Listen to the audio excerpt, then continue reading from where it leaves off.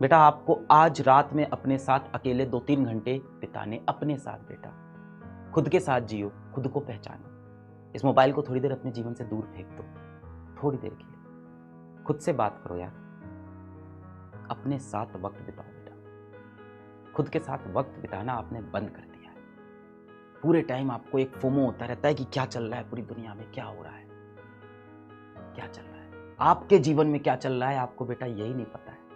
जैसे ही अपने दिमाग से क्वेश्चन पूछना शुरू करोगे, क्या ये क्या कर रहे हो, तुम्हें मेरी फिक्र है क्या, तुम मेरे से बात कर रहे हो, मैंने तो कभी सोचा ही नहीं मुझे क्या चाहिए, तुमने भी कभी नहीं सोचा, हम दोनों ने नहीं सोची ये बातें। चलो आज सोचते, अपने लाइफ के फैसले लो, अपनी प्रायोरिटी बनाओ कि इस साल मुझे ये करना है।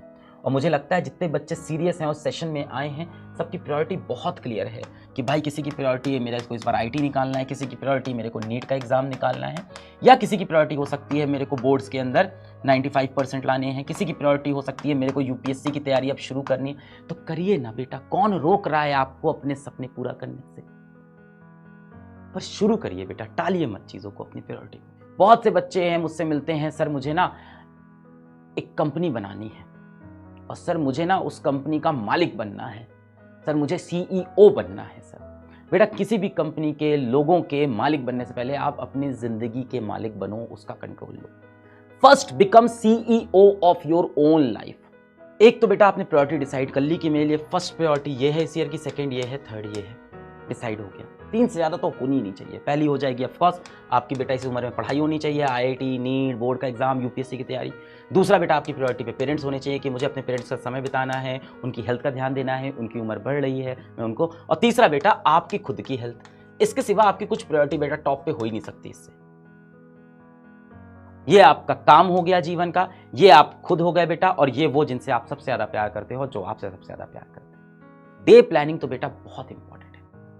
जो इंसान जीवन में अपनी चीजों को प्रायोरिटाइज नहीं कर पाता वो कुछ भी अचीव नहीं करेगा बेटा, उसको क्लैरिटी ही नहीं है कि क्या करना है। जो इंसान सुबह उठता है और फ्री माइंड से कि आज सुबह उठे आज क्या होगा ये दुनिया डिसाइड करेगी, बेटा उसको दुनिया ही चलाती रहती है। या तो बेटा जीवन में आप अपने फैसले खुद से ले लो, या दुनिया तुम्हारे लिए फैसला लेना शुरू कर देगी। जब भी आप बेटा रोज सुबह उठते हो, सबसे पहला काम होना चाहिए सुबह उठते ही अपने लिए एक गोल कार्ड बनाने का।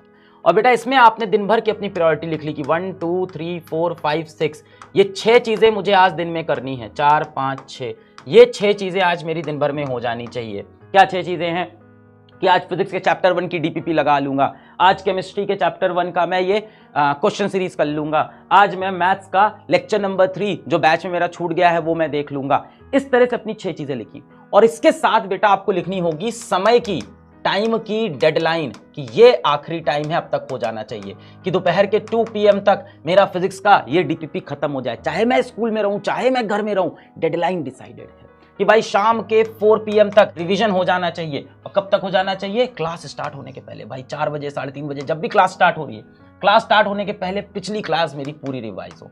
तो revision of previous class, revision of previous class आपने यहां लिख दिया 4 PM, इससे पहले होना चाहिए।